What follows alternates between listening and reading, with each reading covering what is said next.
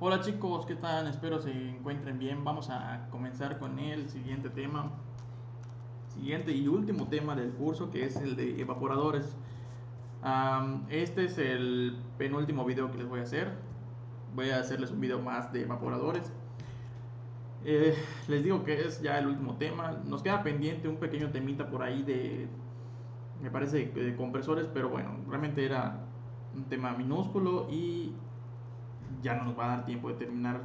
Si queremos terminar ahorita el 27 de mayo, ya nos va a dar tiempo de ver ese tema.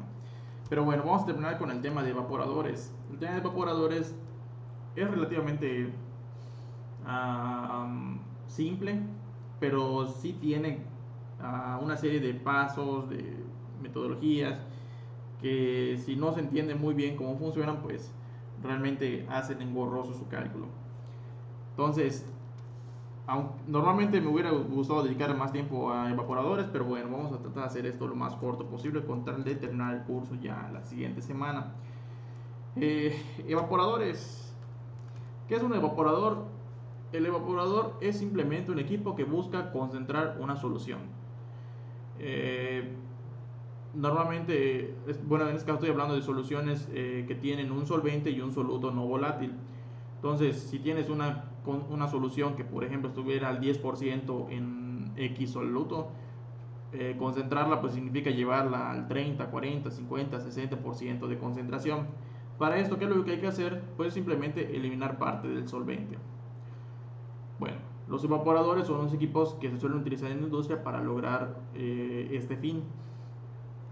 Una de las principales aplicaciones de los evaporadores pues está en la industria alimentaria. Cuando buscamos concentrar alimentos, por ejemplo, se pueden concentrar mieles, se puede concentrar la milasa, eh, entre otros productos. Bueno, esto que vemos acá en la imagen pues son evaporadores, son un tipo de evaporadores que son los que vamos a ver en un momento. Y en un momento pues también ya vamos a entender por qué tienen esta forma que estamos viendo precisamente. ¿Por qué se enseña evaporadores en este curso? Pues precisamente para lograr que se concentre un producto hay que darle calentamiento. Y ese calentamiento lo vamos a lograr siempre a través de un intercambiador de calor. En el caso de un equipo industrial, pues de un intercambiador de calor. Entonces es un tema relacionado a los equipos de transferencia de calor. De hecho vamos a ver que estos equipos normalmente tienen un intercambiador, que es un intercambiador de coraza y tubos. Bueno, acá les muestro un intercambiador, un evaporador. ¿Cuáles son las características de un evaporador? Bueno, primero que nada, como en una olla, ¿no? Que cuando calentamos un alimento pues se espesa y se concentra. Para esto hay que cederle energía, es decir, hay que darle calentamiento al producto. En el caso de un evaporador, normalmente la forma de calentarlo es a través de vapor de agua que circula en un intercambiador de corazas y tubos, como el que tenemos acá a la izquierda. Esto que tenemos de este lado pues es precisamente es el intercambiador de corazas y tubos. Normalmente por el lado de la coraza pasa el vapor de agua. Siempre que calentamos con vapor de agua, el vapor entra por la parte de arriba y sale por la parte de abajo, porque siempre el condensado, bueno, cuando cede energía el vapor de agua, la mayor parte de la energía la cede a través del condensado. Entonces, el producto condensado, pues, para evitar que se acumule dentro de un equipo, se purga por la parte de abajo. Nunca van a ver una instalación de vapor, o al menos una instalación bien pensada, que se alimente por la parte de abajo, donde el vapor tenga la función de condensarse. ¿Por qué? Pues porque prácticamente empezaría a inundar el intercambiador. Entonces, primera característica de un evaporador es que pues, tenemos un servicio de calentamiento, que normalmente es vapor de agua. Bueno, tenemos siempre la alimentación de producto, en este caso, en este equipo que vemos en particular, en este evaporador que vemos en particular, la alimentación está aquí en la parte de abajo. eh, Se hace circular, acá tenemos una bomba, se hace circular, pasa por unos tubos, se calientan y durante el calentamiento es donde se produce un vapor. Ese vapor pues es el solvente vaporizado, es decir, el solvente que tiene la mezcla de alimentación, pues se separa, sale el vapor del solvente de un lado y el concentrado pues se queda en la mezcla, pues en una mezcla en un fondo, ¿no?, que se va concentrando. Entonces normalmente los vapores en estos equipos siempre salen en un equipo separador, donde tenemos la salida de vapor y en los fondos tenemos la salida del concentrado. En estos equipos normalmente al concentrado se le suele llamar licor. Pues siempre la salida del concentrado, digamos que en el argot se le suele llamar licor. A la salida vamos a denotarla siempre por la letra B, por vapores, y luego a los concentrados, a los licores, vamos a denotarlos con la letra P. Entonces, en toda nuestra simbología vamos a utilizar F para alimentación, P para concentrados o el licor y B para el vapor de salida. Ahora, en una corriente aparte que solamente intercambia calor, que es el vapor, al vapor vamos a designarlo por la letra W. Bueno, de hecho es WS. Bueno, vamos a hablar de la clasificación de los evaporadores. Los evaporadores se pueden clasificar de dos maneras. Primero que nada por el número de etapas de evaporación que estamos utilizando, y segundo por la tecnología del evaporador. En cuanto al número de etapas, vamos a ubicar el evaporador de simple efecto y el evaporador de múltiple efecto. En el caso del evaporador de simple efecto, pues estamos hablando de un evaporador que simplemente tiene un solo equipo, es un equipo que hace la operación de evaporación. ¿Qué implica esto? Tenemos una alimentación de un producto pues diluido, tenemos acá en el fondo un producto concentrado y tenemos arriba el vapor del solvente que entró en la alimentación, exclusivamente solvente. Y tenemos pues un intercambiador de calor que es en ese caso normalmente vapor de agua que entra como vapor y sale como condensado. En los evaporadores de múltiple efecto es cuando utilizamos varios evaporadores conectados en serie. ¿Por qué utilizamos esto? Pues para aprovechar pues ahora sí que la energía que se genera en cada etapa. En el caso de los evaporadores utilizamos esta terminología que aparece acá como efecto. Esto que tenemos acá, efecto, para designar a cada etapa de evaporación. Entonces, por ejemplo, designamos a un sistema de evaporación de simple efecto cuando utilizamos solamente un evaporador. En el caso que tenemos múltiples evaporadores, al primer evaporador le llamamos el primer efecto, segundo efecto y tercer efecto. Entonces no le llamamos al evaporador 1, el evaporador 2, sino el efecto 1, el efecto 2 y el efecto 3. Bueno, ¿por qué utilizar evaporadores en serie? Bueno, acá aprovechamos el propósito de utilizar evaporadores en serie es ahorrar energía. Normalmente en un evaporador de simple efecto, donde solamente tenemos un equipo que hace la operación de evaporación, el vapor del solvente que sale en el domo, en la parte de arriba, se tiene que condensar. Es decir, la única manera de almacenar este vapor o este producto es condensándolo. Entonces normalmente esta línea de vapor acá está conectada a un condensador. Entonces el condensador pues simplemente normalmente es agua fría, agua a 10 grados centígrados, que pasa en un intercambiador igual de coras y tubos, y lo que hace es pues obtener prácticamente el solvente puro en estado líquido. Pero ¿qué implica hacer esto? Pues estás gastando energía de este lado para vaporizar esto, y después acá este vapor tiene una cantidad de energía. Esta cantidad de energía, si no lo utilizas, pues hay que utilizar un fluido frío para enfriarlo, y pues finalmente el ejercicio total es perder energía.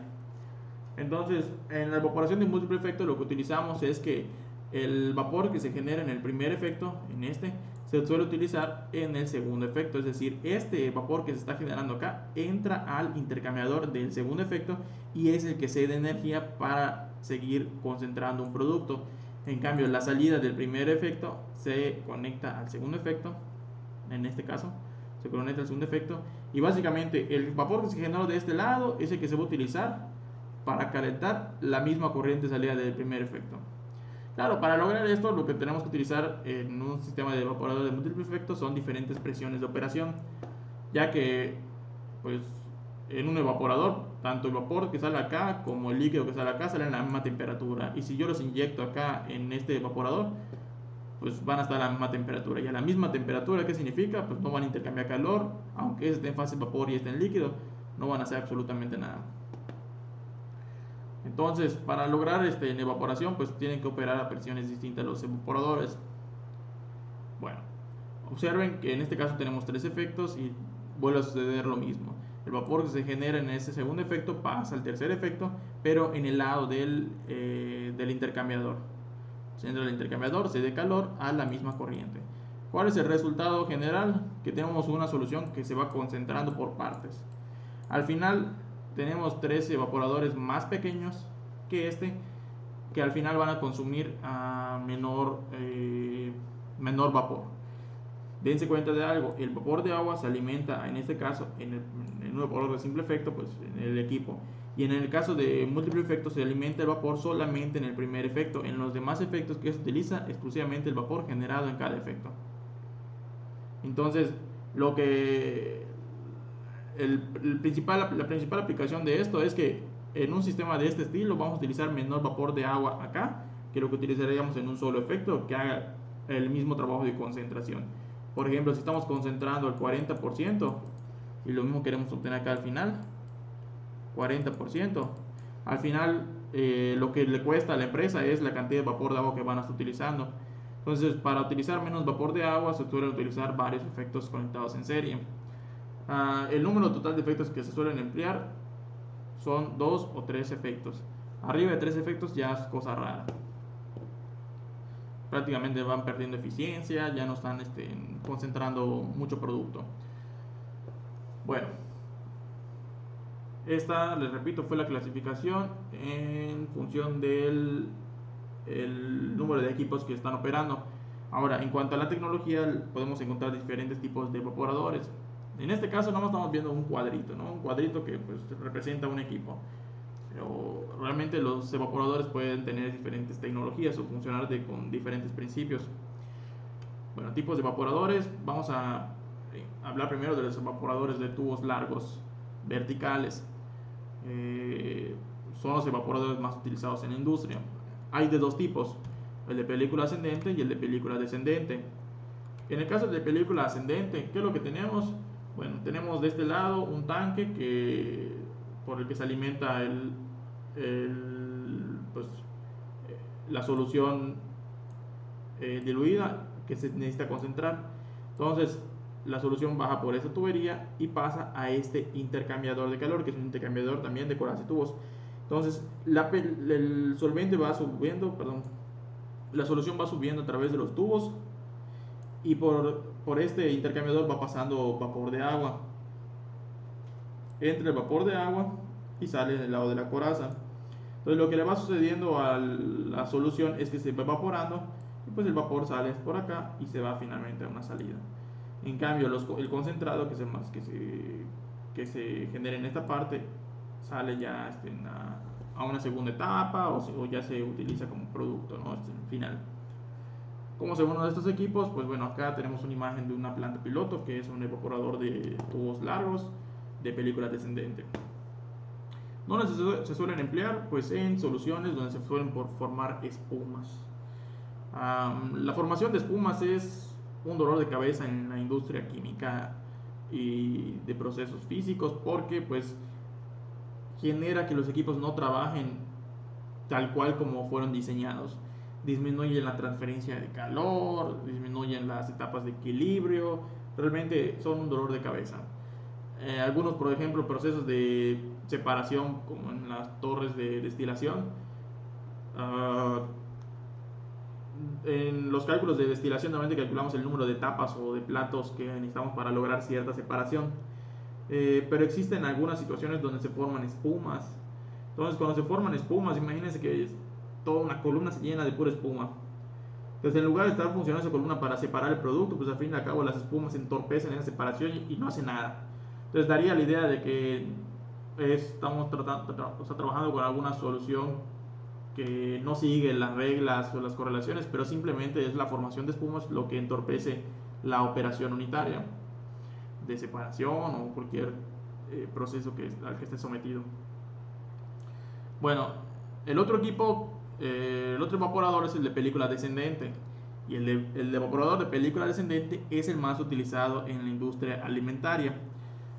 ¿Por qué? Pues porque en la industria alimentaria los alimentos contienen muchas veces componentes termolábiles, es decir, que se descomponen con el calor.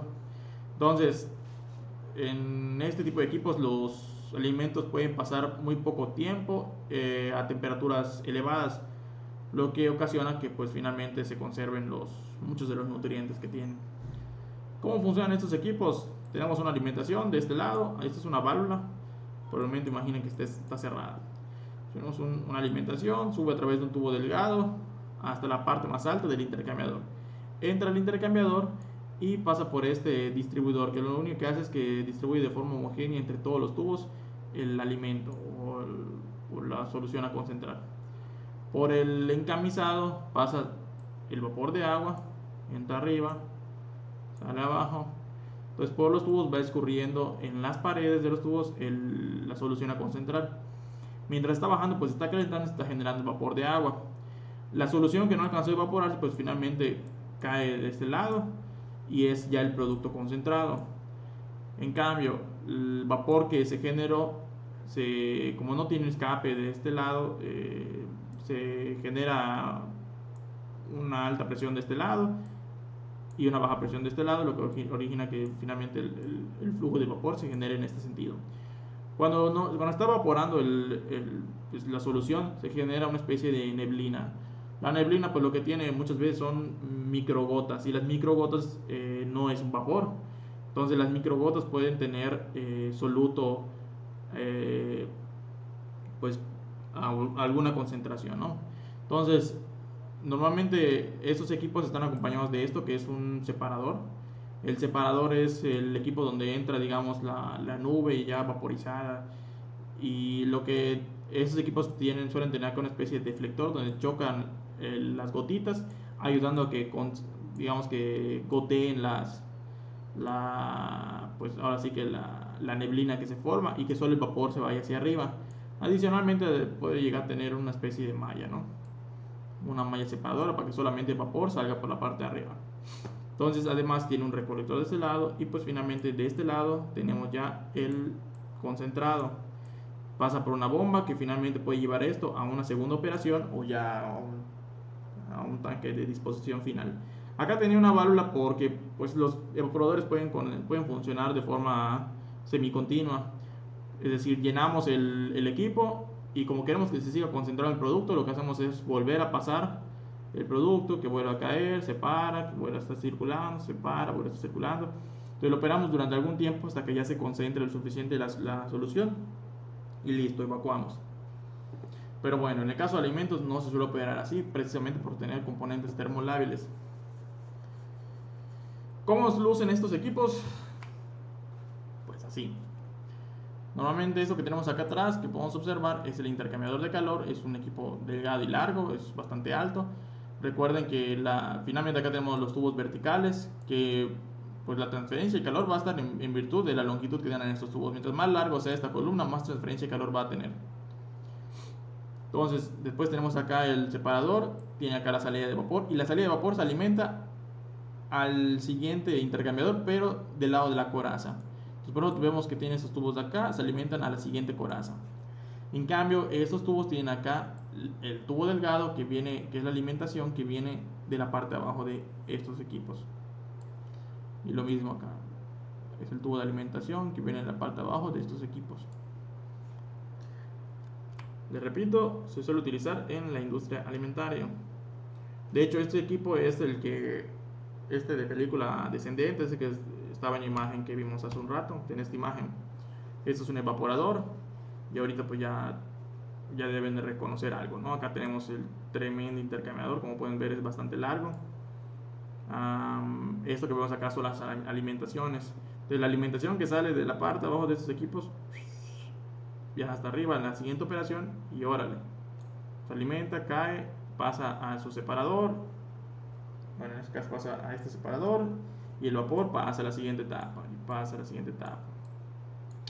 Acá estamos viendo 6 evaporadores, pero bueno, no, así solamente viéndolo no puedo garantizar de que realmente los evaporadores estén conectados ciertamente todos en serie. O sea, veo que el vapor siempre pasa a las siguientes etapas, pero pues realmente no, yo no sé cómo esté conectado abajo, qué es lo que estén haciendo, qué es lo que estén separando.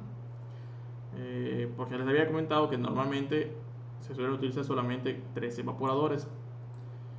Aunque bueno, en este caso vemos que la salida de estos 3 evaporadores es mucho más gruesa que la de estos 3.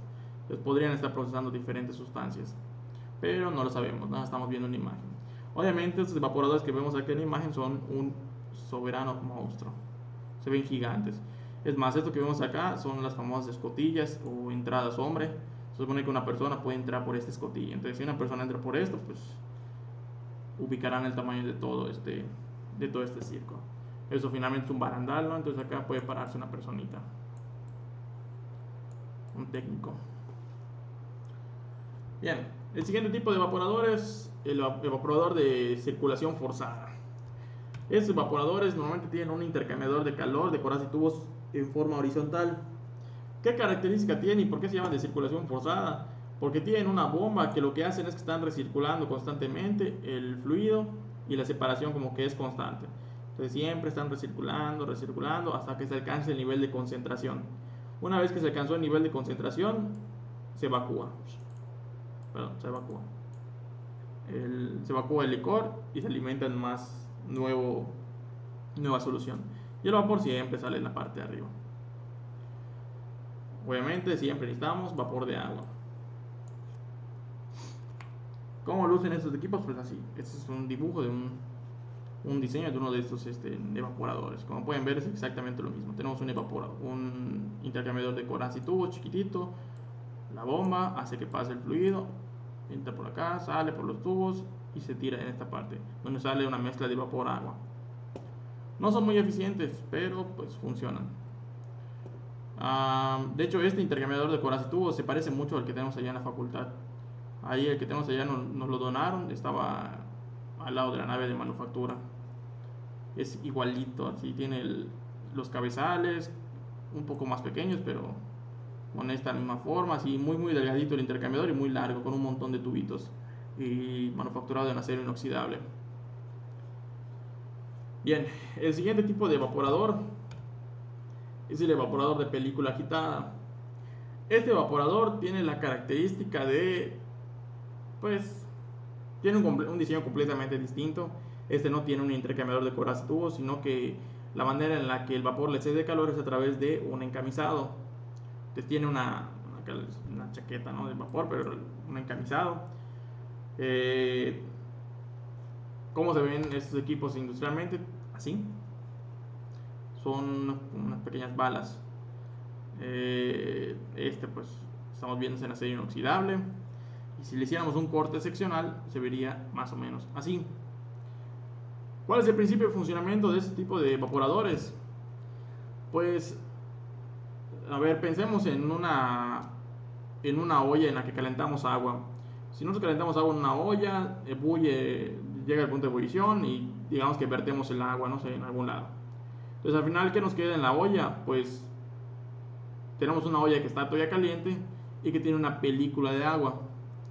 Si nosotros sopláramos sobre en la parte interna de la olla, van a notar que rápidamente se evapora el calor, el vapor, ¿no? O el agua, perdón. Entonces, esta evaporación ocurre tan rápido precisamente porque lo que sobra en la olla es una película delgada de la solución. Bueno, este mismo principio es el que se suele utilizar en los evaporadores de película agitada. Por el lado contrario, ¿qué pasa? Tenemos lo mismo, una olla caliente con agua en la olla, pero tenemos 1 milímetro de capa de agua. Si nosotros le soplamos, pues no se evapora nada.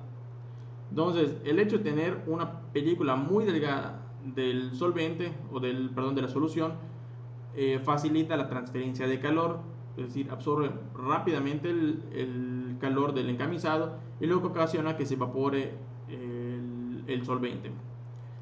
¿Cómo funcionan estos equipos? Pues les repito, tiene un encamisado un encamisado por el que entra normalmente vapor de agua. Cuando entra vapor de agua, el vapor, les repito, se alimenta por la parte de arriba y sale por la parte de abajo. Y cuando se alimenta, en algunas ocasiones se suelen utilizar aceites térmicos. Entonces, cuando se utiliza un líquido de calentamiento, o tu fluido de servicio es un líquido, los fluidos se alimentan por la parte de abajo y se salen por la parte de arriba precisamente para que rebosen. Entonces llenan por completo el encamisado y rebosan por este lado. Entonces, cuando es vapor de agua, pues yo requiero que los condensados se salgan, ¿no? O necesito evacuar los condensados.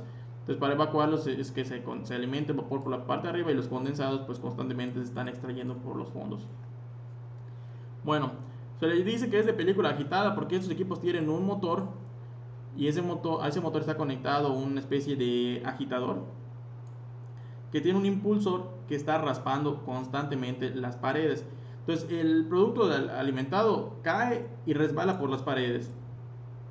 Tienen una especie de distribuidor que hace que caiga exclusivamente por las paredes del cilindro del tubo.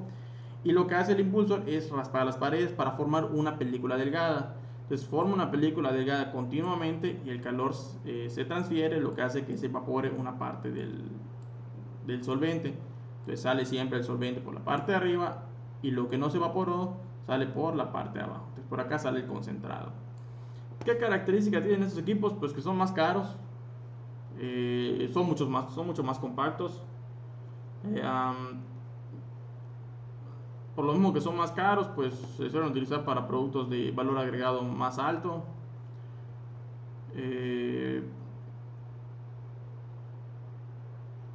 Tienen la particularidad de estar muy poco tiempo expuestos con el producto y concentrarse bastante en un solo paso.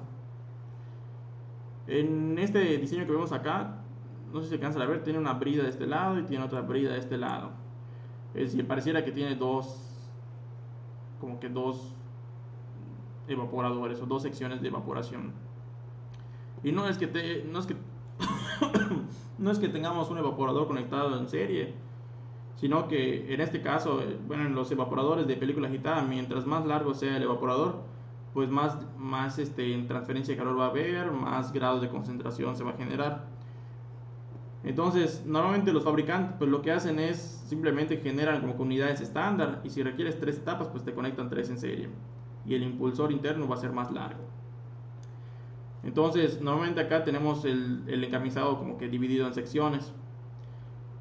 ¿Qué implica esto? Que la entrada el vapor se mete de este lado, se mete de este lado y se alimenta de vapor y esto es salida. Todas estas son salidas, ¿no? de condensados. Entonces es como que por partes. Pero bueno, el resultado es el mismo. Tienes una salida de vapor, perdón, esta es la salida de vapor y esta es la alimentación de producto, igual es alimentación de producto. Muchas veces pueden tener dos o tres alimentaciones. Y bueno, el motor que finalmente tiene el impulsor y está agitando todo el evaporador. Estos equipos, perdón, les iba a comentar que en la facultad tenemos uno de estos equipos.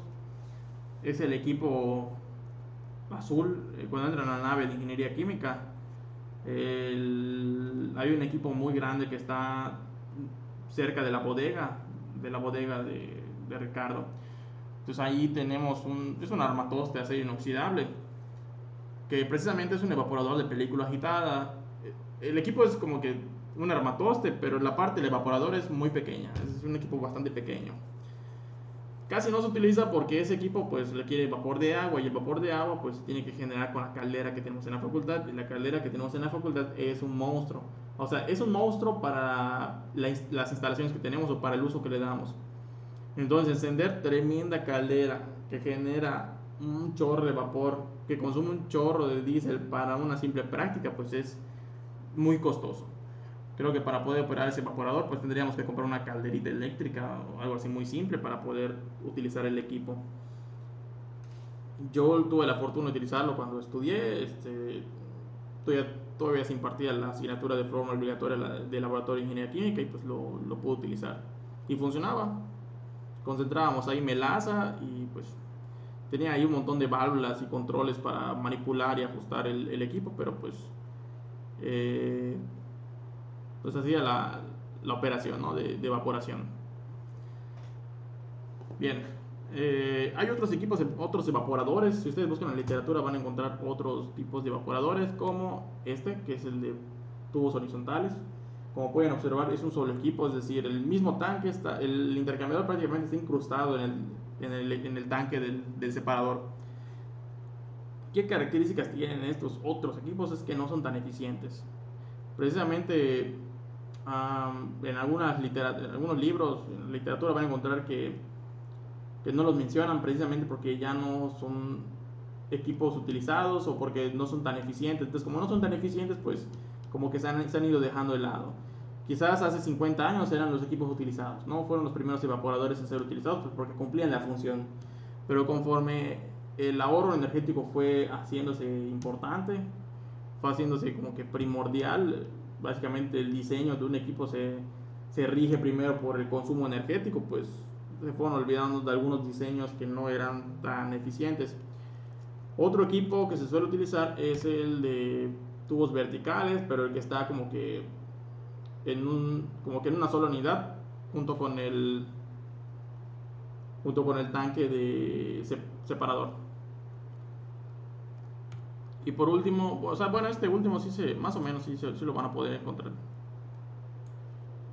Y el último equipo es parecido al de tubos horizontales, pero bueno, se le llama de tubos verticales cortos. Tubos verticales cortos, como pueden ver son tubos verticales, pero están muy cortos.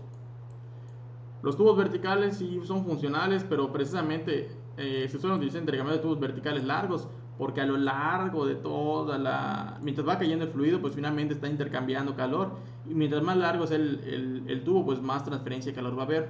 Entonces, en un equipo de este estilo, pues como que no le da tiempo pues al solvente o a la solución de transferirse el suficiente calor como para que se esté vaporizando el agua.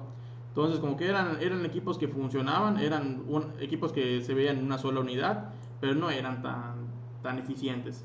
Entonces, en el donde los mencionan, pero en libros que están un poco más actualizados, como las ediciones más recientes del Mackay, pues ya ni los mencionan. Mencionan los de película ascendente y descendente, de tubos verticales largos.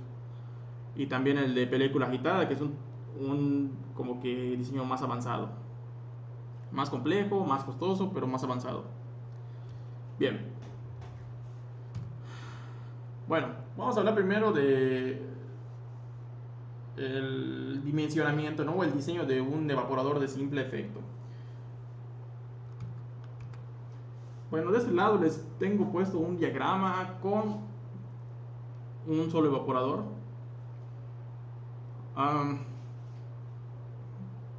Algunas características importantes es que siempre en los ejercicios bueno, en muchas ocasiones en los ejercicios que vieron cuando en las asignaturas, por ejemplo, de balances de materia y energía, o no sé, alguna muy compleja, o hasta en esta asignatura, ¿no? Muchas veces como que ven un proceso complejo con un dato por allá y les hace falta un dato por acá. Y a veces el hecho de que tengan un dato acá arriba, un dato por allá abajo y que no sé qué, es lo que complica la solución de un problema. Al fin y al cabo solo se trata de resolver un sistema de ecuaciones, pero cuando el sistema de ecuaciones es complejo, pues pareciera que no hay una ruta como que fácil de ir resolviendo las ecuaciones. Lo cierto es que en la práctica pues nunca van a encontrarse con un proceso donde, conozco cuál va a ser la temperatura de salida de mi proceso, conozco cuál es la concentración en este punto de mi proceso. Normalmente hay cosas que en el diseño de equipos sí conocemos. Y lo primero que sí conocemos son las alimentaciones, es decir, cuál es el producto, en el caso de un evaporador, cuál es el producto que queremos concentrar. Bueno, vamos a partir, por ejemplo, en este ejemplo que tenemos acá, de hidróxido de sodio al 10%. Y lo queremos llevar al 40%. Entonces, ese es un dato que normalmente uno tiene al momento de diseñar un equipo. Es un dato, por ejemplo, que te pediría un fabricante, oye, ¿de cuánto quieres concentrar? Del 10 al 40%. ¿Qué caudal? 5.56 kilogramos por segundo. Son los datos como que primordiales. Entonces, esa es información que normalmente siempre vas a tener. ¿Cómo entra y cómo sale? ¿Cómo entra el producto principal y cómo sale el producto de interés? Listo. Con eso supone que debes de calcular todo. Bueno, el diseño de uno de estos equipos se basa normalmente en calcular o en determinar dos cosas. Por un lado, mi consumo de vapor, cuánto vapor voy a utilizar para poder operar ese equipo. Y por el otro lado, pues lo que tiene que ver con la parte del fenómeno de transferencia de calor, qué área de intercambio de transferencia de calor necesito, porque en función del área de intercambio, pues va a ser como que el alto del intercambiador de calor. Bien, recordemos que cuando hablábamos de mezclas, en el caso de balances de materia y energía, veían esto de elevación del punto de ebullición, que es una propiedad coligativa de la materia. ¿Qué era la elevación del punto de ebullición? Cuando tenemos un solvente, por ejemplo, en este caso agua, que lo mezclamos con algún soluto, en este caso hidróxido de sodio, pues va a existir un abatimiento de la temperatura de ebullición. Normalmente el agua a presión atmosférica ebulle a 100 grados centígrados. Pero si le ponemos un soluto como el hidróxido de sodio, pues ya no va a ebullir a 100 grados centígrados, va a ebullir a 110, a 120, a 130, dependiendo de la concentración de ese soluto. Entonces, cuando yo les doy pues, una situación donde la elevación del punto de ebullición es de 0 grados centígrados, pues significa que no hay abatimiento del punto de ebullición, pero ese es un caso ideal. En la práctica siempre va a haber abatimiento del punto de ebullición, siempre va a haber elevación del punto de ebullición. Bueno, entonces, el cálculo de un evaporador consiste en calcular cantidad de vapor y cantidad de área de transferencia de calor. En este caso, en el caso de evaporadores, no me interesa que calculemos el coeficiente global de transferencia de calor. Normalmente yo ya se los voy a dar como una constante. ¿Sí? Más o menos en estos equipos son de 2.9, ¿no? Les voy a dar un coeficiente global de transferencia de calor. ¿Por qué? Pues porque precisamente en el tema de intercambiadores de calor ya aprendimos a calcular los intercambiadores de calor, o cuando menos ya sabemos más o menos la rutina que sigue el diseño de un intercambiador de calor. Entonces en el evaporador nos vamos a saltar esa parte, yo ya les doy el coeficiente global de transferencia de calor y simplemente van a calcular el área de transferencia de calor y la cantidad de vapor que se requiere para operar ese evaporador. En su examen o en su actividad no vamos a utilizar un intercambiador simple, vamos a utilizar uno de múltiplo efecto, ahí es donde todo se complica. Pero vamos a empezar la explicación con este intercambiador de calor. Bien, realmente al fin y al cabo todo se traduce en resolver un balance de materia y de energía. Es decir, esta materia pues es una especie de combinación entre balance de materia y energía y transferencia de calor. Es decir, tenemos que entender cómo funciona la transferencia de calor, pero no vamos a utilizar nada de cálculo de coeficiente global de transferencia de calor, ni todo ese circo. Bien, vamos a empezar por los balances de materia en este diagramita que tenemos acá. Recordemos que en un equipo o en un proceso, dependiendo de qué es lo que estamos estudiando, en este caso vamos a estudiar todo este equipo, el número de balances de materia que vamos a tener va a ser igual al número de componentes. En este caso, ¿cuántos componentes tenemos? Tenemos soluto y solvente, hidróxido de sodio y agua. Entonces, tenemos nosotros dos balances de materia. Adicionalmente, por acá tenemos vapor de agua, pero el vapor de agua realmente pasa dentro de un serpentino, de un banco de tubos y sale. O sea, no hace nada más que ceder calor. Entonces, no lo consideramos en nuestro balance de materia. Siempre vamos a hacer nuestro balance de materia general porque pues, es el más fácil de utilizar. Es un balance simple. En este caso, el balance de materia general que pues, entradas igual a salidas, es decir, F igual a B más P. Y el segundo balance pues es un balance de alguno de los elementos que sea fácil de utilizar, o sea, un balance simplificado. En este caso vamos a hacer un análisis simple. En la alimentación, ¿qué es lo que tenemos? Agua e hidróxido de sodio. En P, es decir, en el licor, ¿qué es lo que tenemos? Agua e hidróxido de sodio. Y en los vapores, ¿qué es lo que tenemos? Solamente agua. Fíjense que arriba nunca va a salir soluto. Es una característica de los evaporadores. El soluto no es volátil y se va solamente al licor, es decir, a los fondos. Entonces, ¿qué nos conviene hacer acá? Un balance para el soluto, porque el soluto solo entra en F y sale en P. En cambio, el agua o el solvente entra en F, sale en P y sale en B. Arriba sabemos que sale puro, pero sale en todos lados. Entonces es más fácil siempre hacer un balance en materia de el soluto. Entonces, ¿qué significa eso? XF, o sea, 10% por F es igual a todo lo que salga en P. Todo el soluto que entra en F finalmente va a salir, ¿dónde? Acá abajo. Y listo, tenemos nuestros balances de materia. Después viene el balance de energía.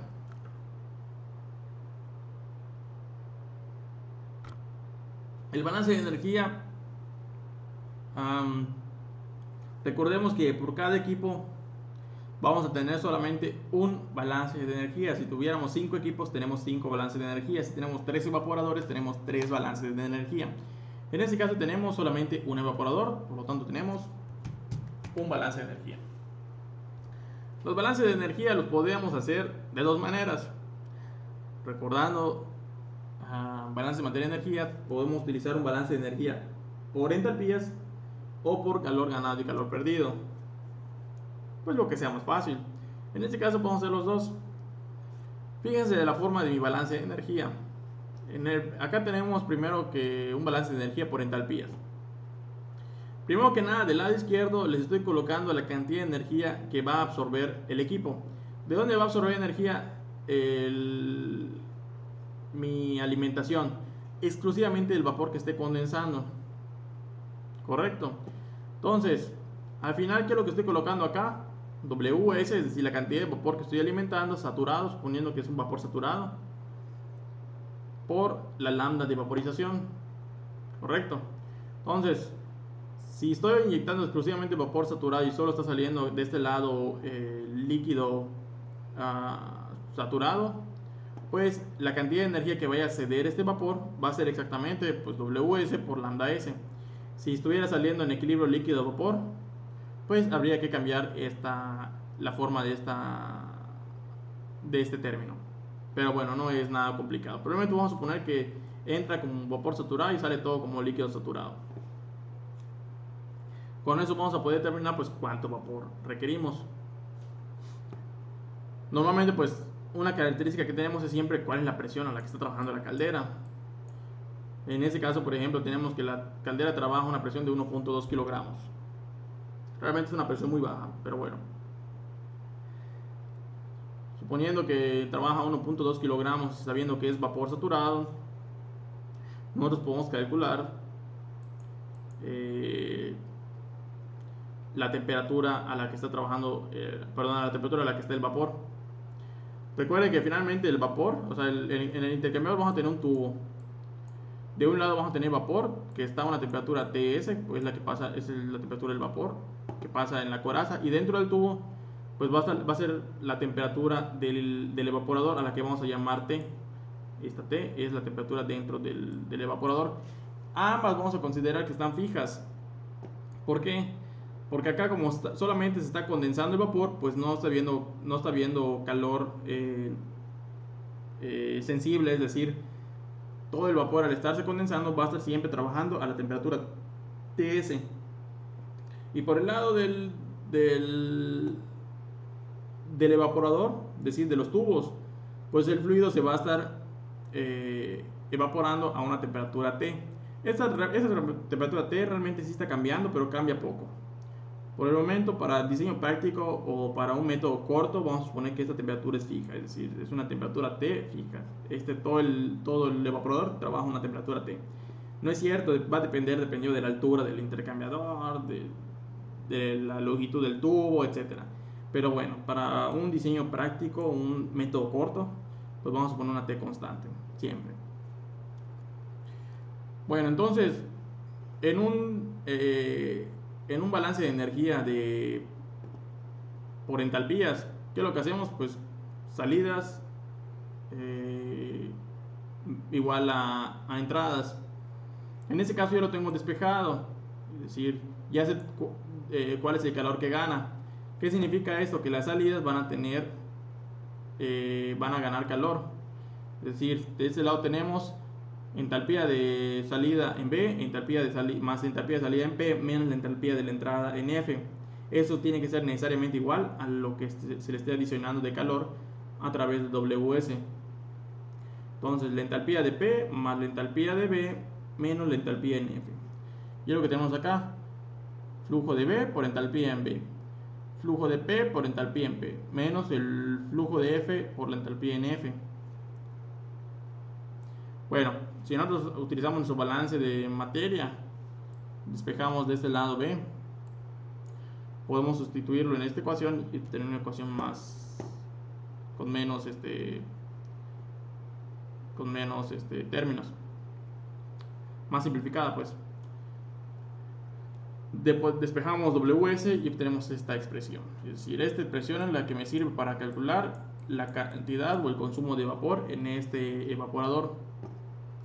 Acá estoy suponiendo algo importante, que la eficiencia es del 100%, que la eficiencia en este intercambiador es del 100%. Si no fuera así, pues acá le toca agregar un término, igual de este lado. Pero bueno, por el momento vamos a suponer que es una eficiencia del 100%. Es casi siempre el 100% porque, no miento, sí tienen eficiencia estos equipos. Pero para fines prácticos vamos a considerar por el momento 100%. Bien. Ahora les comentaba que se podría utilizar o desarrollar una expresión como calor ganado, calor perdido. ¿Cómo es esa expresión? Bueno, vamos a analizar primero que nada el componente, todo F. Si se fijan, acá tenemos F, que se encuentra a una temperatura. Si eso fuera una tablita termodinámica, tenemos una temperatura. ¿Qué es lo que pasa con F? F lo tenemos que llevar hasta la temperatura T. Supongamos que, de hecho, ahorita que resolvamos este ejercicio, T acá es prácticamente 42 grados centígrados. Entonces tenemos que llevar F hasta 42 grados centígrados. Todo F. Porque prácticamente tanto P como B salen a la temperatura T. Es decir, tanto P como B tienen la misma temperatura. Todo lo de arriba y todo lo de acá abajo tienen siempre la misma temperatura. Entonces, un balance de energía de calor ganado para calor perdido. Bueno, ¿cuánto yo necesito calor para llevar? ¿Cuál es la cantidad de energía que necesito para llevar todo F de 20 grados centígrados a 42 grados centígrados? Pues acá es puramente calor sensible. Acá estoy diciéndolo sin evaporar. Entonces acá tenemos, pues, ¿cómo calculamos esto? MCP delta T. Entonces toda esta cantidad de calor hay que dársela a F para llevarlo de 20 a 42 grados centígrados. Pero solo una parte de F se va a evaporar. La vamos a llevar siempre a 42 grados centígrados, pero en fase vapor. Entonces solamente la B se va a evaporar. Entonces nosotros podemos escribir una expresión para representar toda la cantidad de energía que está ganando la corriente F. Entonces quedaría de esta forma. La cantidad de calor que está ganando la corriente F es M, o sea, el flujo F por la Cp del flujo F por la diferencia de temperatura desde TF hasta T, más pues el calor que necesitamos para evaporar la parte del que se va hacia arriba. ¿Qué es lo que se va arriba? Exclusivamente B, que es F menos P, perdón. Esto es B, por la lambda de vaporización de B. ¿A qué temperatura? Pues a la temperatura T, a la temperatura que está acá adentro. Y bueno, esta es una expresión más simple. Podemos utilizar cualquiera de estas dos, o esta, o esta. Analicen bien ustedes estos balances de energía. Están muy simples, realmente no tienen nada de complejo. Y bueno, analícenlo muy bien, porque en el caso de evaporador de múltiple efecto, pues van a tener 3 balances de energía. Vamos a tener dos balances de materia por cada equipo, o si lo analizamos de forma individual, pues uno, o sea, de forma global, pues 2 en total. Bien. Y por último, la ecuación de diseño del intercambiador, pues es la que ya conocemos. Q igual a UA por delta T. ¿Cuál es la delta T? Pues la D la temperatura del lado del vapor pues es constante, ¿no? Porque solamente está viendo condensación, es TS. Y del lado de los tubos pues es la temperatura T, la temperatura de trabajo del evaporador. Bien, por el coeficiente global de transferencia de calor, que pues bueno, en un ejercicio normalmente yo se los daría.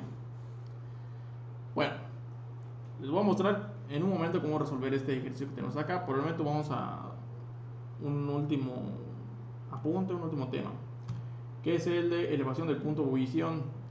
Para calcular la elevación del punto de ebullición en balances de materia y energía, normalmente les dábamos, bueno, en balances de energía, perdón, normalmente les dábamos la elevación del punto de ebullición como un dato. Ya se les mencionaba, la elevación del punto de ebullición en este equipo es del 12 grados centígrados. Obviamente en la práctica eso, nadie va a llegar y te va a decir eso. La elevación del punto de ebullición se ven en tablas como esta. O en gráficos, perdón, gráficos como este. Este gráfico se obtiene con la regla de Turing, que es una especie de nomograma que correlaciona la temperatura de ebullición normal de un solvente con la temperatura de ebullición de ese solvente con el soluto, con una concentración del soluto. En este caso tenemos una gráfica para la elevación de punto de ebullición del hidróxido de sodio en agua. Por ejemplo, normalmente el agua a presión atmosférica, ¿a qué temperatura hierve? A 100 grados centígrados. Si la concentración del soluto es cero, si no hay nada de soluto, ¿cuál va a ser la temperatura entonces de ebullición? Pues siempre va a ser de 100 grados centígrados. Pero conforme vaya habiendo un soluto y vaya incrementando la concentración del soluto, la temperatura de ebullición resultante va a ser superior. Por ejemplo, en el caso anterior, van a ver, ahorita hagamos unos cálculos, que la temperatura de operación va a ser de 42 grados centígrados. Entonces, lo que voy a hacer es trazar una vertical a los 42 grados centígrados, que es la temperatura de ebullición normal, la que yo saco con la ecuación de Antoine. Y voy a cruzarla con la línea de la concentración de la solución. Por ejemplo, en este caso, en el ejercicio anterior es del 40%. Yo quiero concentrar al 40%. Entonces, si quiero concentrar al 40%, ¿cuál va a ser la temperatura de ebullición final? Pues la temperatura de ebullición va a ser de 67 grados centígrados aproximadamente. 67 grados centígrados. Esta sería normalmente la temperatura de ebullición en el intercambiador de calor anterior. Perdón, en el evaporador anterior. No sería de 42, sino sería de 67. Bueno, vamos a ver un ejercicio. Hice un Excel para poder resolver el ejercicio anterior y voy a mostrarles cómo se utiliza ese Excel. Se los voy a pasar. Es solamente para evaporación de simple efecto. Realmente los ejercicios que vamos a ver o el trabajo que van a hacer es de múltiple efecto, es mucho más complejo. Pero bueno, si quieren empezar a practicarlo o entenderlo, pues pueden utilizar el diagrama, o sea, el Excel que les voy a enviar. Bien. Entonces, vámonos a ver, vamos a utilizar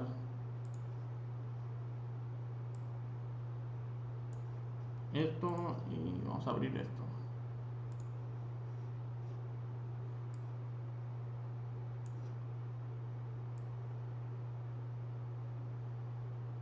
Bueno, acá tengo ya prácticamente pues, muy gráficamente el dibujo del evaporador. En las celdas amarillas pues pongo todos los datos de entrada. Las capacidades caloríficas del soluto, del solvente, están acá. La alimentación, que es un dato que siempre voy a tener para un diseño de estos evaporadores. La concentración del producto de alimentación y la temperatura de la fuente de alimentación. También es dato la temperatura la concentración a la cual quiero llevar la solución, que es del 40%. Yo quiero llevarla del 10% al 40%.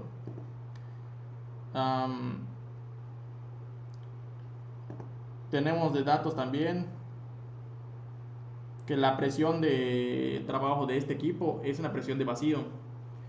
Es una presión de vacío de 700 milímetros de mercurio. Cuando se les dice presión de vacío, realmente significa que de la presión atmosférica le vamos a restar, la presión de vacío. Se muestra de esta manera porque así es como los manómetros que marcan vacío lo muestran. Los manómetros que marcan vacío son equipos que tienen una aguja siempre en cero. Si hay presión positiva, pues empieza a marcar a partir del cero. Si hay presión negativa, pues empieza a marcar igual a partir del cero, pero en negativo. Pues si marca por debajo del cero, empieza a marcar 10, 20, 30, 40 milímetros de mercurio. Entonces es presión de vacío. Entonces, por ejemplo, la presión de vacío de 700 milímetros de mercurio, en presión absoluta, ¿cuánto sería? Pues sería 60 milímetros de mercurio. 760 menos 700 es 60 milímetros de mercurio. Acá en mi diagrama, en mi Excel, yo tengo puesto la presión de vacío, perdón, la presión en absoluta, pero en pascales. Entonces acá me faltó ponerle las unidades, pero bueno, acá estoy en unidades internacionales. Acá ya está en pascales. Acá estoy colocando la presión del vapor, pero no me calcula nada, solamente es, la verdad, adorno. Es la presión de 1.2 kilos, ¿no? No la convertí a pascales. No la convertí, esta y esta presión no hacen nada. No hacen nada desde el punto de vista que no utilicé acá Antoine ni nada para calcular cuáles son las temperaturas de operación. Es decir, a la presión si tenemos vapor saturado a 1.2 kilogramos por centímetro cuadrado, pues esto significa que va a tener una temperatura de saturación. Esa temperatura de saturación la podemos calcular o con Antoine o con tablas de vapor. En este caso yo lo busqué con tablas de vapor. Las tablas de vapor son más exactas porque son datos experimentales. Entonces, a este dato de presión de vapor y sabiendo que el vapor está saturado, pues lo que hice fue buscar cuál es la temperatura de saturación en tablas de Antoine. Entonces, los valores que están así en azulito son valores de tablas. Este es el vapor que, repito, lo pueden encontrar con Antoine o lo pueden encontrar con tablas de vapor. Y lo mismo a este lado, tenemos la presión del sistema. Entonces, ¿a qué temperatura ebulle normalmente el agua? A 41.52 grados centígrados. En este ejemplo, la elevación de punto de ebullición estoy considerando que es 0. Por lo tanto, la temperatura de operación es de 41.52. Si acá fuera de 5, pues sería 41.52 más 0. Perdón, más 5. Bien. Por otro lado, ¿qué otro dato tenemos por acá? El coeficiente global de transferencia de calor, que es 2.9. Y por acá tengo puesto una celda de interpolación para poder utilizar las tablas de vapor. Meto acá en X cualquier variable, no sé, la presión, por ejemplo, que en este caso estoy utilizando los kilopascales. Acá son 7.999 kilopascales. En las tablas aparece como, perdón, acá está en pascales, en las tablas aparece como kilopascales.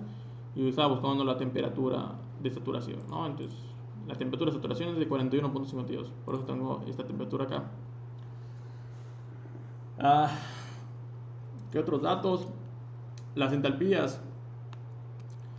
Las entalpías también son datos de tablas. Tanto las entalpías como las lambdas de vaporización son datos de tablas. Dato de tabla, dato de tabla, dato de tabla. En este caso es la entalpía para condensar vapor a esta presión y esta temperatura. Acá tengo la entalpía, pero de la solución.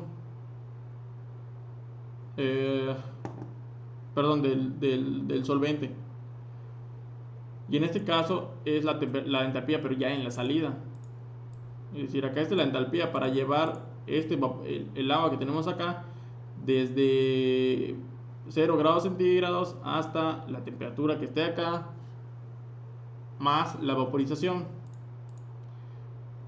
Si tienen dudas, recuerden cómo se calcula las entalpías de vaporización, las entalpías de un líquido o la lambda de vaporización. Recuerden que las entalpías son es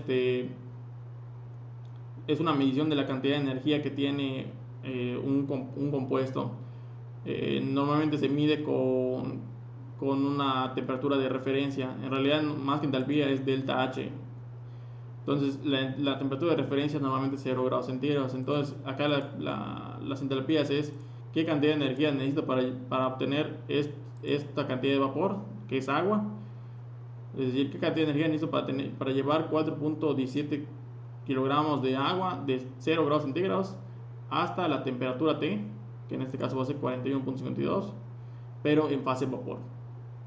Esta es la cantidad de energía. Y lo mismo pasa acá con la entalpía para llevar todo P, todo lo que tengo acá, desde 0 grados centígrados hasta la temperatura que esté acá. Y la temperatura que está acá pues es la misma que la de operación del evaporador, que es 41.52.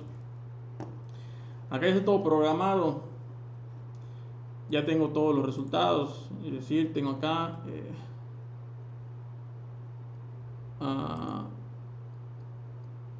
los resultados se muestran en las celdas de color verde. El área, la cantidad de vapor que requiero y esto que es la economía. La economía es como que una relación importante. En este caso, podemos observar que la economía es la relación entre lo que obtenemos de vapor del solvente con respecto al vapor de agua que estamos consumiendo, ¿no? Para poder vaporizar esto. Entonces, ¿qué tanto obtenemos de esto con respecto a lo que utilizamos de agua? Entonces, esa es la economía, ¿no? En este caso, dice que tenemos una economía del 87%. Claro, es hipotético, porque acá es como si no tuviéramos la eficiencia fuera del 100% y otras consideraciones ahí, mías, no válidas, ¿no? Pero bueno, es una medición utilizada en evaporadores, economía. Entonces, les voy a enviar esto para que lo jueguen y vean cómo utilizarlo. Les repito, celdas amarillas es introducción de datos. Las celdas azules son datos de tablas, tienen que buscarlo en las tablas. Y las celdas blancas solamente son de cálculos. Acá pues las entalpías de entrada, las entalpías de salida de los líquidos pues se calculan se pueden calcular con MSP delta T, solamente que la delta T es desde 0 hasta la temperatura en la que se ubique la salida. Recuerden que la CP global es la suma de las CPs particulares, ¿no? Si tienen dudas, recuerden cómo se calculaba la CP de una mezcla. Está muy fácil, simplemente es la fracción por la CP, la fracción del otro por la CP respectiva. Bueno, vamos a regresar nada más rápidamente entonces a evaporadores de múltiple efecto. Los evaporadores de múltiple efecto pues simplemente tienen varias etapas de evaporación. Pero acá pasa una característica muy importante. Ahorita no vamos a resolver nada de evaporadores de múltiple efecto, nada más quiero que tengamos una idea de qué es. Los evaporadores de múltiple efecto simplemente son evaporadores conectados en serie. Pero hay una característica importante y es que la alimentación del vapor, perdón, la alimentación de la solución a concentrar no necesariamente va en el primer evaporador o en el primer efecto. De hecho, la alimentación del vapor a concentrar se puede alimentar en cualquiera de los efectos. Por ejemplo, acá en este dibujo yo tengo, les estoy mostrando qué pasaría si se alimenta en el último efecto. El vapor siempre se va a alimentar en el primer efecto. Donde se alimenta el vapor es el primer efecto. Donde viaja el vapor del primer efecto es el segundo efecto. Y donde viaja el vapor del segundo efecto es el tercer efecto. Así es como lo podemos ubicar los efectos. Pero no, donde se alimenta el vapor no es el primer efecto. Perdón, el fluido a concentrar. De hecho, el fluido a concentrar se puede alimentar, por ejemplo, en el último efecto, en el que vaya a estar a la temperatura más alta. Bueno, se alimenta en este efecto. ¿Y qué es lo que sucede? Puede viajar a otro efecto. Por ejemplo, puede viajar a este efecto, al primero. Se concentra y pasa al segundo. Y mi salida resultante, ¿en dónde va a estar? En el segundo efecto. Puede pasar otra cosa. De hecho, se los muestro después, pero podría darse la situación donde, de hecho, acá se llama igual evaporación en contracorriente, en corriente, Cuando la evaporación entra en el primer efecto y va así en cadenita y pasa al segundo y pasa y finalmente acá sale el producto resultante, pues es en cocorriente. Y pudiera darse la situación contraria, entra de este lado y la salida de este producto pasa al segundo efecto y la salida del segundo efecto pasa al primer efecto y la salida del primer efecto ya es el producto resultante. Pues es una operación en contracorriente. Acá, ¿cómo vamos a operar? Pues la verdad, donde nos den mejores resultados. Entonces, pueden darse cuenta que los vapores, es decir, las tuberías que salen de los separadores no cambian. Por eso es que en los evaporadores que vimos en las fotos, pues siempre veían que el tubo grueso que sale del evaporador pasa al siguiente intercambiador. El tubo grueso que sale del segundo pasa al siguiente intercambiador. Ya que el vapor pues se va conservando. O sea, tiene una lógica que les explico en el siguiente video. Pero bueno, eso nunca va a cambiar. Lo que va a cambiar son las conexiones de abajo, las tuberías hacia dónde van, dónde se alimentan, etc. Entonces pueden por abajo ver un mar de tuberías delgaditas que son las que realmente distribuyen de forma estratégica el fluido a concentrar. Pero la parte de arriba nunca va a cambiar. Dense cuenta de algo, al final siempre va un condensador. Al final yo siempre voy a necesitar pues condensar mis vapores, ¿no? Pero bueno, es preferible condensar el vapor de un sistema de múltiple efecto que condensar todo el vapor de un solo efecto. ¿Cuál es la diferencia general en todo esto? Pues les decía, es utilizar menos vapor de agua. Pero ¿cuál es la contra de utilizar un sistema de múltiple efecto? Que necesitamos 3 evaporadores o 2 evaporadores. Y eso implica que el costo de inversión va a ser mayor. Entonces, es una decisión por allá entre, bueno, ¿qué queremos? Costo de inversión inicial alto y un costo de mantenimiento bajo, o un costo de inversión inicial bajo y un mantenimiento alto. Pues si tiene lana el empresario, va a preferir siempre un costo de mantenimiento bajo. Eso es de ley. Bueno, hasta acá vamos a dejar este video. El siguiente video ya voy a explicar evaporadores de múltiple efecto. Aunque si quieren irse dando una idea, les voy a enviar de todas maneras este documento. Es un PDF que muestra una metodología de cálculo del diseño de evaporadores de múltiple efecto. Los evaporadores de múltiple efecto tienen un problema en su cálculo, ya que al tener este tipo de... O sea, ya que se tiene que hacer un diseño como que real de un sistema de evaporación, tenemos que utilizar este tipo de tablas, es decir, tenemos que usar datos de elevación de punto de ebullición reales. ¿Qué implica esto? Bueno, en este ejercicio teníamos una EP de 0. Si nosotros tuviéramos una correlación de EP, pues podríamos seguir utilizando todo en ecuaciones, resolver todo muy bonito y listo, tenemos una solución hermosa. Pero cuando el resultado o los datos lo necesitamos tomar de tablas y no tenemos correlaciones para este tipo de datos, pues eso implica que no podemos agarrar y resolver todo de un solo tirón. Necesitamos resolver como que de forma parcial y iterar con las tablas, regresar a las fórmulas, iterar nuevamente con tablas, así una y otra vez hasta que resolvamos hasta que converjan este problema en un diseño óptimo de un evaporador.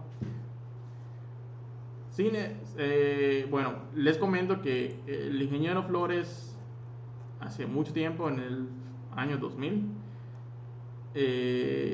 como que diseñó un método para el diseño un algoritmo para diseñar evaporadores de múltiple efecto.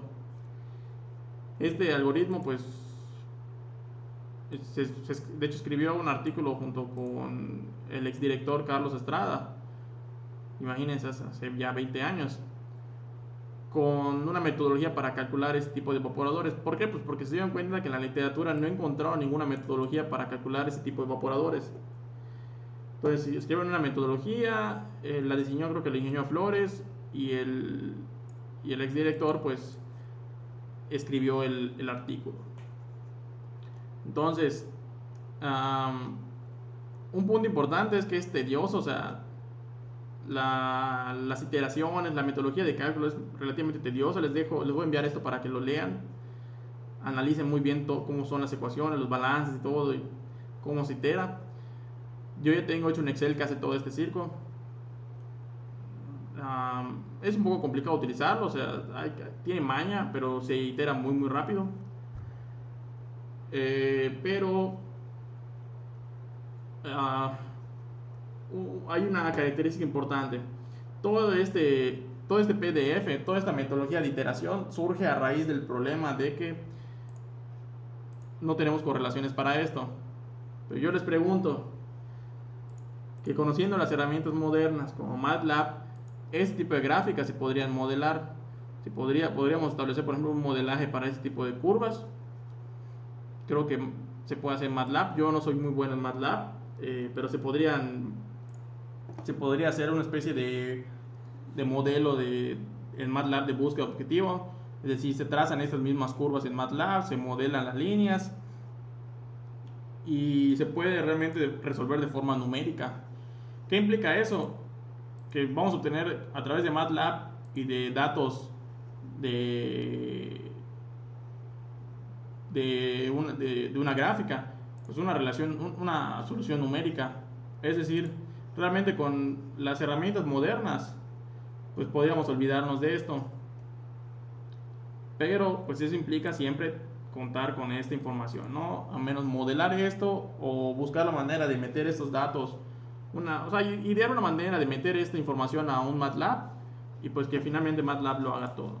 Claro que otros programas como Aspen ya deben tener esta información cargada, modelada y lo deben hacer así en un solo paso. Pero bueno, precisamente esto es un método corto, ¿no? Es como que el primer cálculo que debe hacer un ingeniero antes de iniciar una solución numérica en un software como Aspen, donde siempre vas a requerir de un primer dato. Entonces, el primer dato lo obtienes a través de ese tipo de metodologías y luego pues pasas al Aspen. Bueno, chicos, hasta aquí el video de hoy. Denle like, como siempre. Si tienen preguntas, pues no duden en contactarme. Nos vemos en el siguiente video, en el siguiente y último video.